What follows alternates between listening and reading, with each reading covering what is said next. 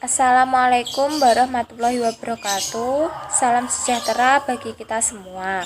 Perkenalkan, nama saya Dia Ayu Amisri Wahyuningsih, NIM 2020410039, dan rekan saya Muhammad Sifa Al-Fatah, NIM 2020410037, Nurul Hana, NIM 2020410042. Pada hari ini kami akan mempresentasikan hasil diskusi dari kelompok kami dengan tema Dasar Hukum Infak dalam Al-Quran. Presentasi kali ini akan mencakup tentang 3 pembahasan. Yang pertama, pengertian infak. Yang kedua, pernyataan Al-Quran tentang infak. Yang ketiga, dasar hukum infak dalam Al-Quran. Pada pembahasan yang pertama, kita akan membahas tentang pengertian infak. Infak secara bahasa atau lugat berasal dari bahasa Arab dari kata anfaqa yunfiku, artinya membelanjakan atau membiayai. Artinya, infak menjadi khusus ketika dikaitkan dengan upaya realisasi perintah-perintah Allah. Dengan demikian, infak hanya berkaitan dengan atau hanya dalam bentuk materi saja. Adapun hukumnya ada yang wajib atau termasuk zakat, nadar. Ada infak sunnah, mubah, bahkan ada yang haram.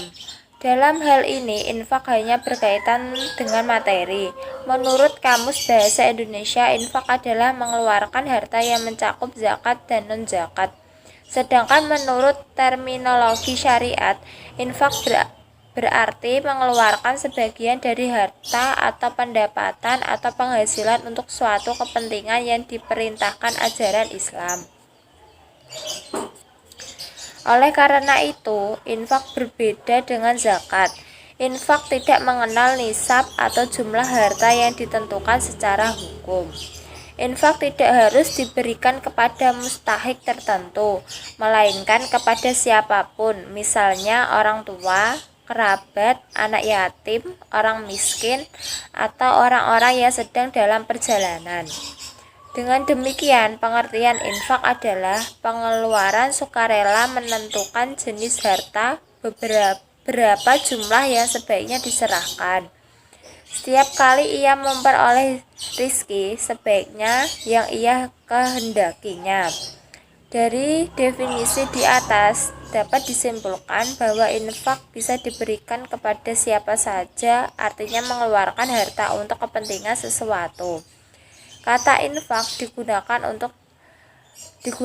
tidak hanya menyangkut sesuatu yang wajib, tetapi mencakup segala macam pengeluaran atau nafkah. Bahkan kata itu digunakan untuk pengeluaran yang tidak ikhlas sekalipun. Saya akan melanjutkan presentasi dari teman saya. B. Pernyataan Al-Quran tentang infak. Harta menurut pandangan Islam merupakan milik Tuhan secara absolut, namun Tuhan memberikan hak paten kepada manusia untuk mengelolanya. Pengelolaan ini diatur oleh Tuhan dalam Al-Quran, mulai dari cara mencarinya, yang menurut persepsi penulis disebut dengan zakat. Kemudian kewajiban mengeluarkan sebagainya yang dalam takaran ini disebut dengan sedekah, hingga kepada pendistribusiannya yang disebut dengan infak. Ketiga aturan ini merupakan petunjuk bagi manusia agar hak paten yang telah diberikan oleh Tuhan dalam memiliki harta dapat dipelihara sebaik-baiknya. Dengan demikian, maka pembahasan tentang harta tidak bisa terlepas dari pembahasan tentang zakat, sedekah, dan infak. Apalagi ketika persoalan ini saling berkaitan dan sulit untuk dipisahkan. Informasi Al-Quran tentang infak dapat dikategorikan kepada beberapa persoalan, diantaranya motivasi, efisiensi, sasaran, material, dan etika, yang sekaligus merupakan alasan bahwa infak termasuk ke dalam persoalan ekonomi, karena ekonomi itu sendiri mengatur tentang efisiensi agar sohib al-amwal dapat mendistribusikan hartanya dengan tepat guna dan berhasil guna.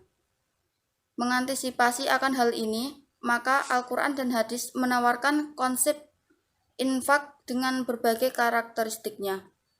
Terdapatnya anjuran untuk melaksanakan infak dalam Al-Quran pada prinsipnya menampik pandangan yang seolah-olah keberadaan infak itu sendiri menepati posisi akhir setelah persoalan zakat dan sedekah.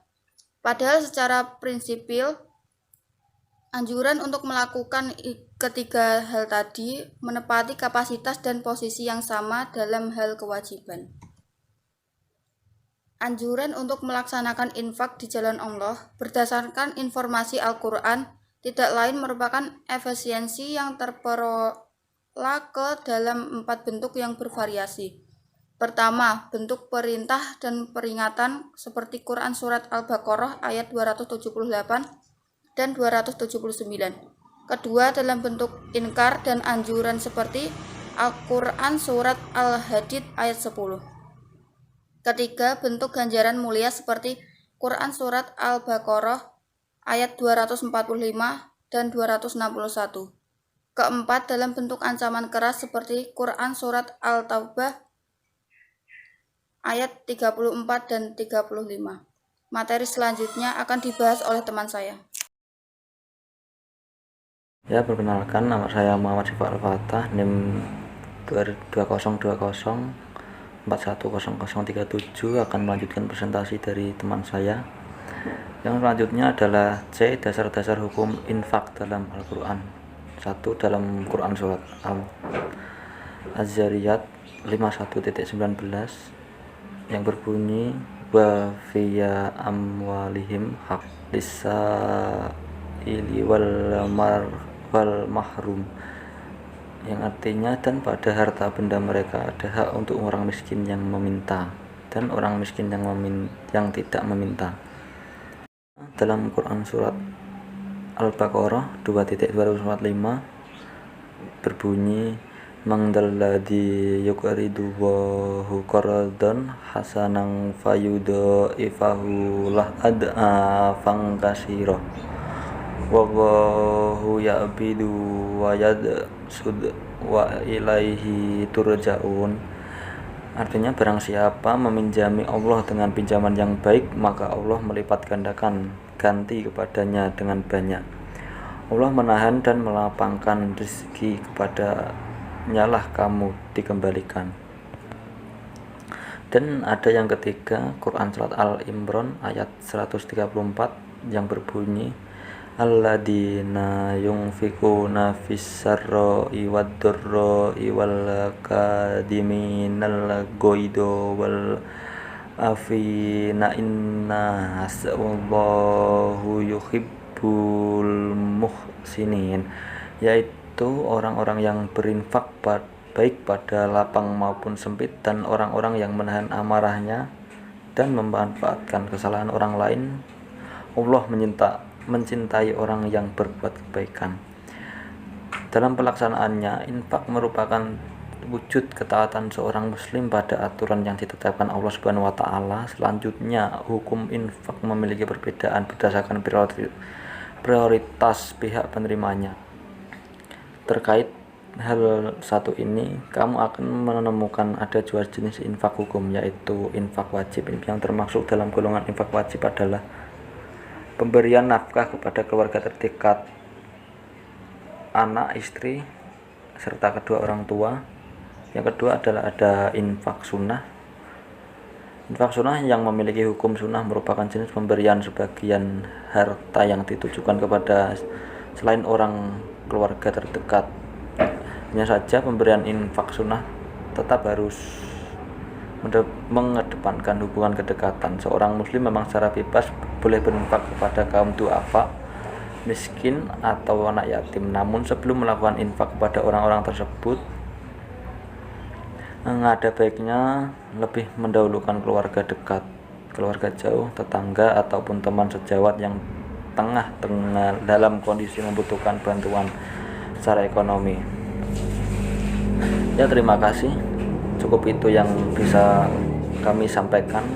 Kurang lebihnya mohon maaf. Wabillahi taufiq wal hidayah. Wassalamualaikum warahmatullahi wabarakatuh.